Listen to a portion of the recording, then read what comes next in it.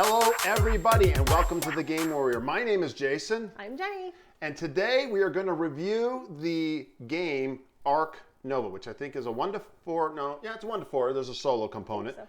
Competitive zoo building game by Matthias Wieg. It's a German name, so I hope I published that right. I hope I pronounced that right. And published by Capstone Games. Oh, yes! This is exciting. So, just so you know, this was Thomas Vassel's #1 game of last year and #1 game of all time in his top 100. Wow. So I was like, I took a look at this game and it did not look fun. No. It didn't look fun. So, but it's big, and as a sacrifice for you, I was going to buy it and play it so I could warn you away from it. That's fair. Okay? Yeah. So what kind of value are we going to give people today? All right. So what we want to help you with is to decide whether or not you want to buy the game, play the game on someone else's dime, or avoid it altogether. Oh, we haven't done an avoid yet. Maybe this is our first avoid it. Run from the hills. Ah. Okay. So what is the game? It is, you're building a zoo. You're building a zoo. Doesn't that sound great? You're building a zoo. Now, I heard the word Ark Nova, and I was like, Ark Nova? You know, I'm like, this is going to be like... It came with a theme song? Yeah, but see this beautiful box? That is just such a beautiful box. Yeah, the box is gorgeous. And like Jason, when I heard Ark Nova and I saw the box, I was like, eyes like turned into little stars, and I was so excited. And then I found out you built a zoo. Yeah. And I was like, I thought we were going to be gathering animals for an ark before the flood, and everyone else died, and I was the only one alive with my ark and my animals. yeah, No, you actually build zoos. So, Matthias, let's say it's Matthias. I think it's Matthias. Okay. I have no idea. He did a heck of a lot of research, because this is well done zoo research. Yeah. Absolutely stunning. So you're building a zoo. And so what you got to do is you have a big area with water and rock, and you build enclosures, and then so you have to pay for those. And then you bring in animals. You have to pay for those. And then you, we're gonna get Speaking cat of fight. zoos. Yeah. And then you put the animals in the zoo. So that gives your zoo appeal.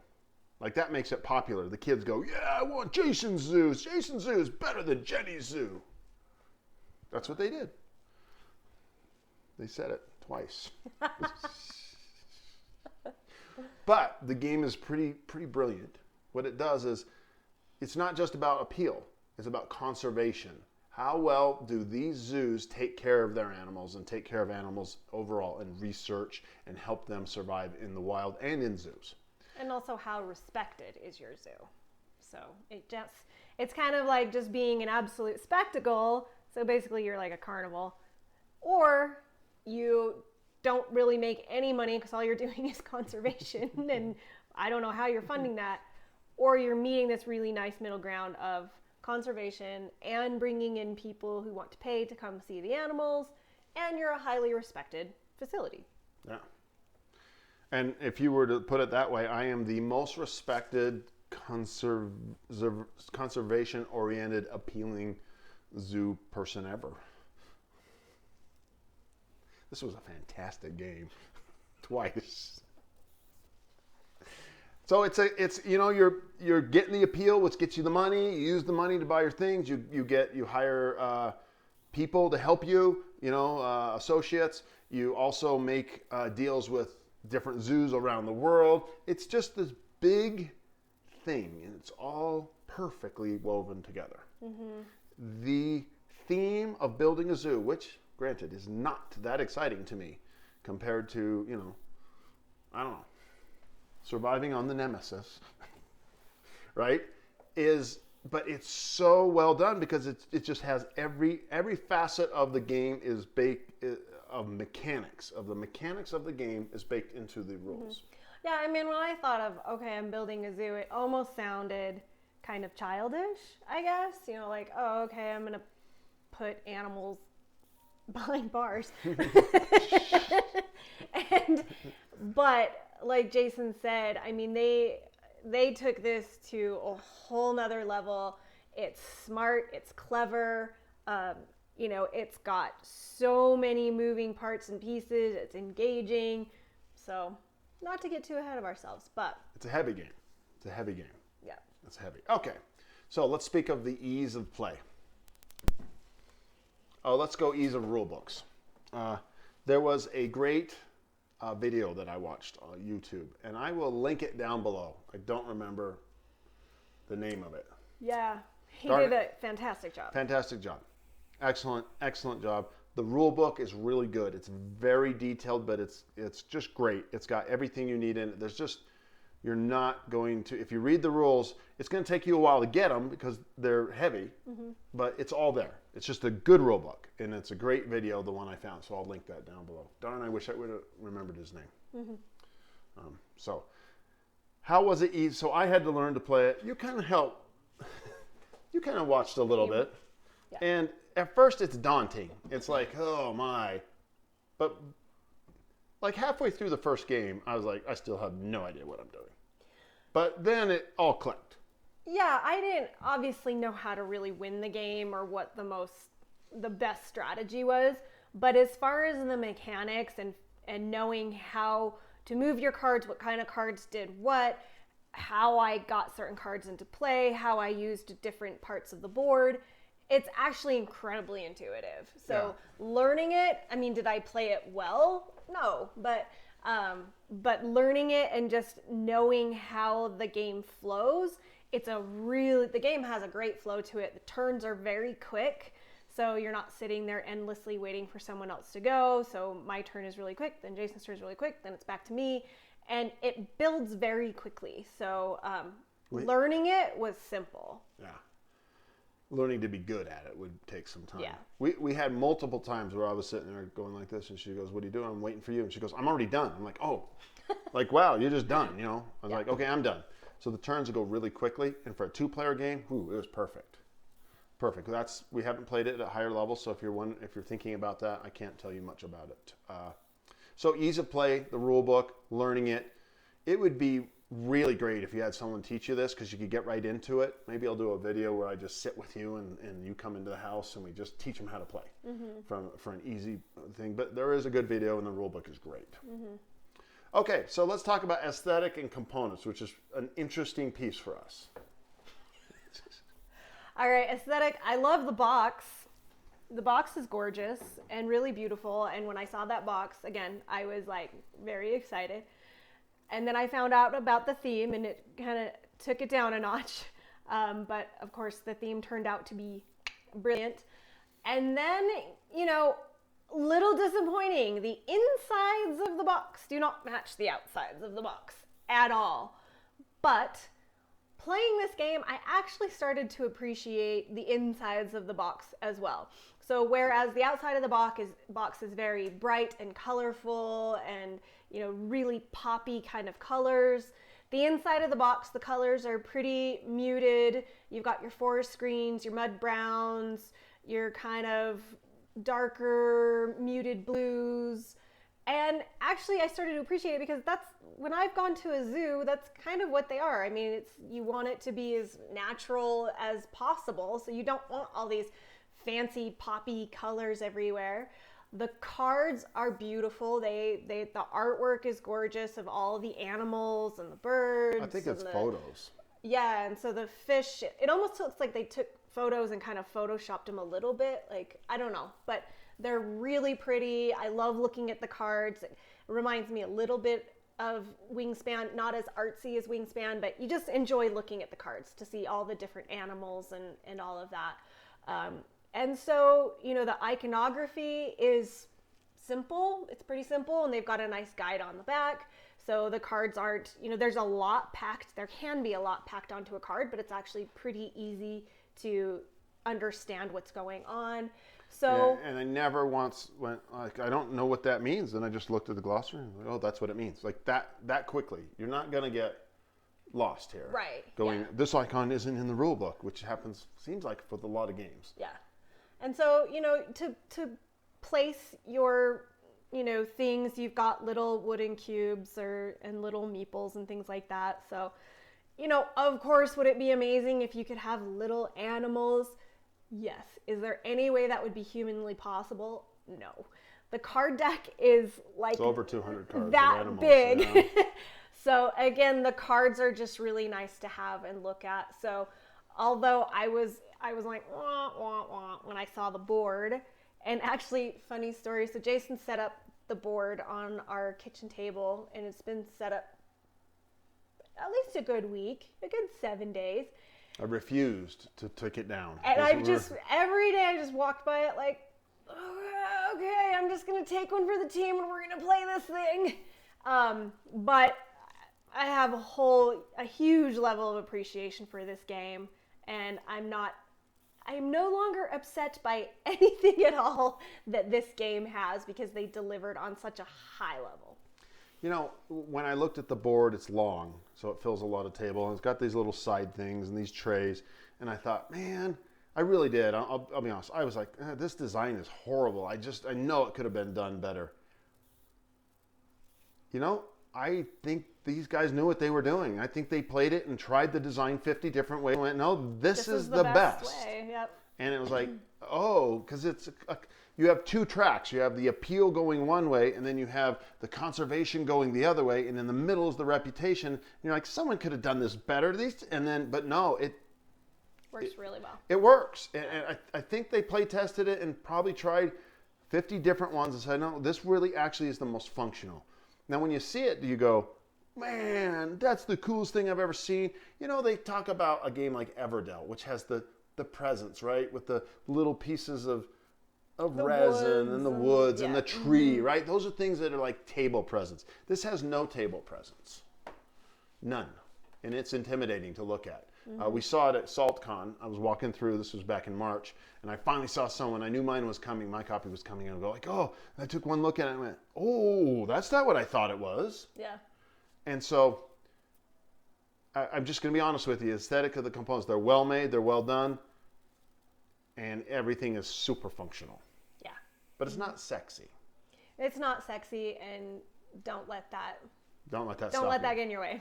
Let's talk about replayability. How often or how many times do you think you could play this? Especially considering the losing streak you're on.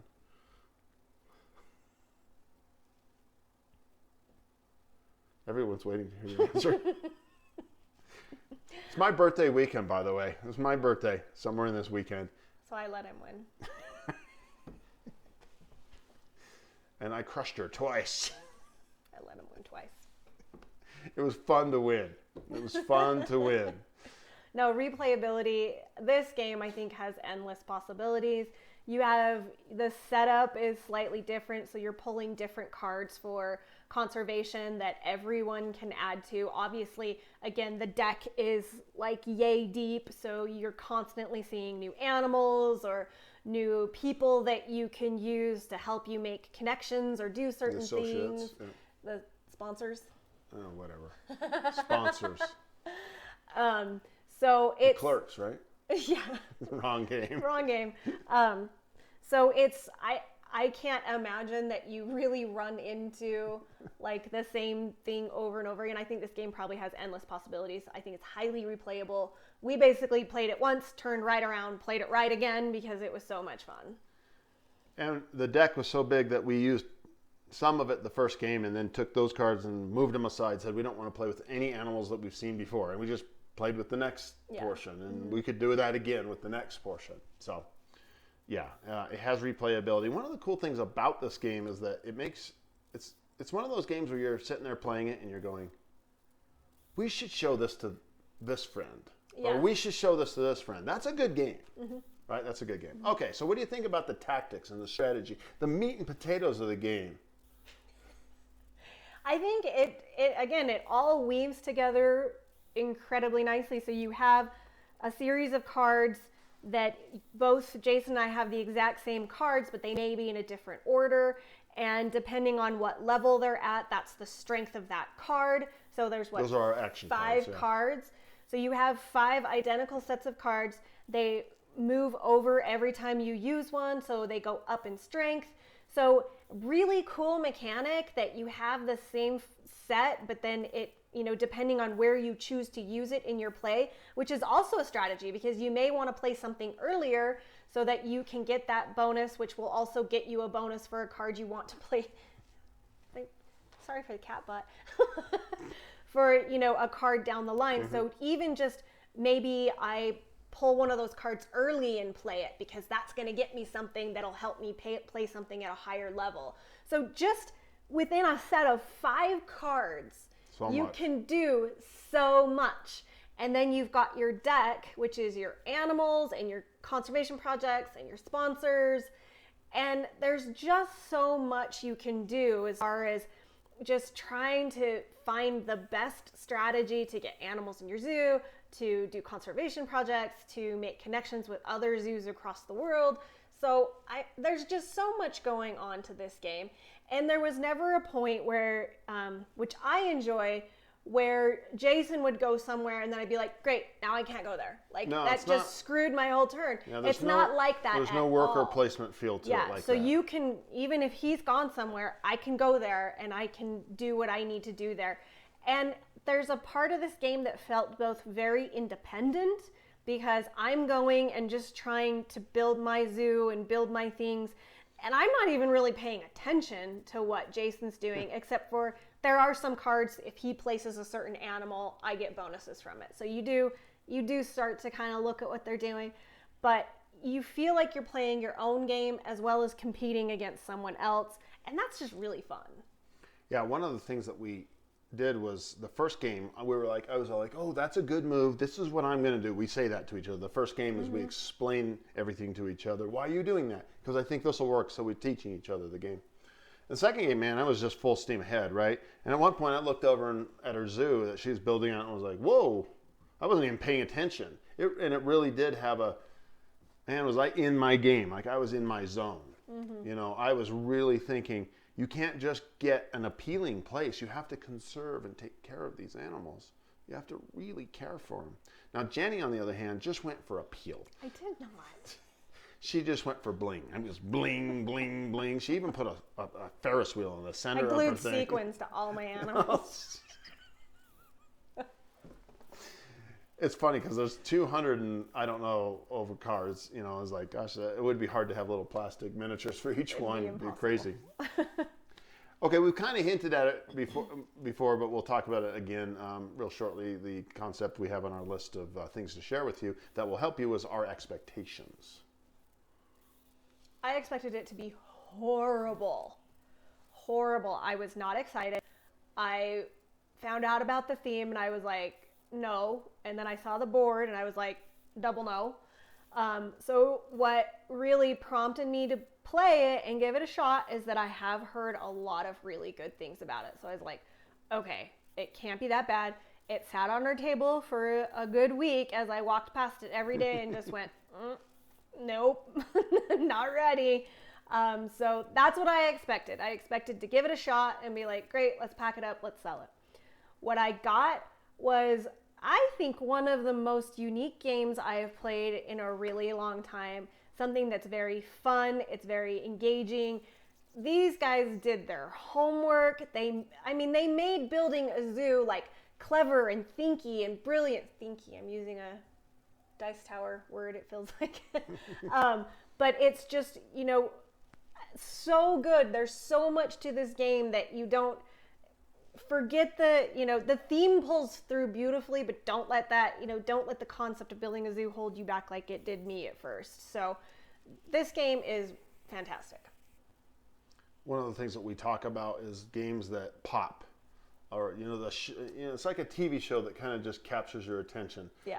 A great example for us was going to TV world was the Queen's Gambit. Mm-hmm. Did any of you see that? It was a Netflix show. It's 5 episodes or 6. It's one shot. It's done, and it's about this girl who's a chess prodigy, and it's really good. And it just captures you sideways. You're like, whoa, this is good. Mm-hmm. This game's like that. Like, oh my gosh, this is good. Like, we were just looking at each other halfway through the first game going, yeah. Yeah, and right? it captured me Right out of the away. gate. So even with my skepticism, like the first round, I was like, whoa. Yeah, yeah.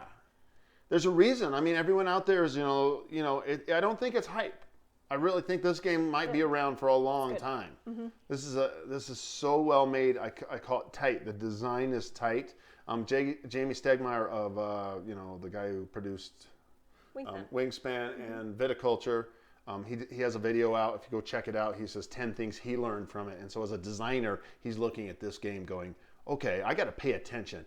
And they're really insightful things. And you'll see that, the decisions that were made, some of them you might not like. Like a lot of games this day will have art in their cards. And Jamie brings this up, right? You got to have art. They took actual photos, but by the end, I was like reading a National Geographic. I was in a real zoo. It was the right thing to do. And yes, I think they were photoshopped up a little in some of them. But for the most part, it's just really good production values, and it just every decision just like 1,000 or 2,000 or 5,000 little decisions. Each one was made right. Mm-hmm. It's a fantastic game. Fantastic game. I just was able to, I reached out to Capstone. They had it for sale on their website. Well, they actually made me wait a week, and then they say it's in stock, and they got it to me. I don't know if it's still available right now. I know that it's not a Kickstarter. It's a retail version. So hopefully it's out and available for you. If it's not, you might have to pick it up on eBay or just wait till the reprint comes. Okay, final numbers. Everyone's waiting. We got numbers from 1 to 10. We use the Board Game Geek. I do know that right now that she has an internal struggle. It's like little veins in her popping out here because she lost. Had she won, so just take that into account. Take that into account. Maybe give it a point or two above what she gives right now. See the vein popping? It's right here. What's your number? I think for the first time, I'm going to give something a 10. Yeah, this game gets a 10. It's unique. It's clever. I've never played anything like it. I really appreciate the way that they strung all this together, how much thought they put into this game. There's nothing about this game that's just like a throwaway moment. It weaves together beautifully. Yeah, I mean, this game feels like they just put it was like a labor of love. I mean, they just put so much into it, and you can tell. Do you think it has a chance of being Game of the Year for you? Yeah. Yeah, definitely. Mm-hmm. Yeah, boy, you don't want to just say 10s out the gate. You don't want to do that. 10s need to be earned. So it's a 9. It's a 9. 0.8. 9.5. What a great game. What a surprise. We're like adventure gamers. We just got Bard Song, Nemesis, Ankh, Rise of Moloch up there, Bloodborne. We love Champions of Midgard. There's not a dice in this entire game. No, yeah. It's not typically the type of game that's like, No. I mean, I have some of these games at the top of my list, but it's usually has some sort of dice in it in order for it to make this high of a ranking, so. Yeah, we like Dwellings of Eldervale, but you got a little dice chucking in there, right? Mm-hmm. There's just, but there's not a dice in this whole game. There's not a miniature in this whole game. There's not a standee. There's cubes. And it's darn good. Whew. Yeah. It's exciting. I really love when a good one comes along, right? I mean, because all this review business is like, okay, do a review. Oh, this is for you, and this is for you, not for you, not for you. This is a game. This is something to get excited about. This is something to get excited about. When a good one comes along, get excited. It all came together. It's a great movie. It's a great game. It's a great book. It's a great, thing that happened. Yep. So, okay, everybody, we'll leave you with one final thing, which is to say, get out and work out. Work out. 7 miles today. She wanted to play the game. I said, no, run. You can't. Made her a green smoothie full of vitamin D and zinc and all sorts of vitamin C and all things. Said, drink this before you play. Because what? A healthy gamer is a happy gamer.